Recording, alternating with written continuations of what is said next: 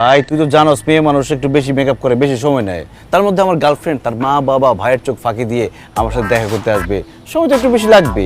এত অস্থির হয়েছিস কেন? আসবো আসবো, চুপচাপ বস। হাই হাই হাই কিরে সুইটি, তুই এখানে? ভাইয়া তুমি এখানে কি করতেছো? আমি তো আমার বন্ধুর সাথে আসছি, তুই এখানে কেন? বন্ধুর সাথে আসছো? আমার ভার্সিটির ক্লাস শেষ হয়েছে তো আমি ভাবলাম একটু পার্কে এসে ঠান্ডা হাওয়া বাতাস খেয়ে যাই। ও আচ্ছা আচ্ছা আচ্ছা, পরিচয় করে দিই, রাশেদ। এটা হচ্ছে আমার একমাত্র আদরের ছোট বোন সুইটি। আর সুইটি ও হচ্ছে আমার বেস্ট ফ্রেন্ড, কলিজার বন্ধু রাশেদ। আসসালামু আলাইকুম ভাইয়া। ওয়ালাইকুম আসসালাম আপু। ভালো আছেন?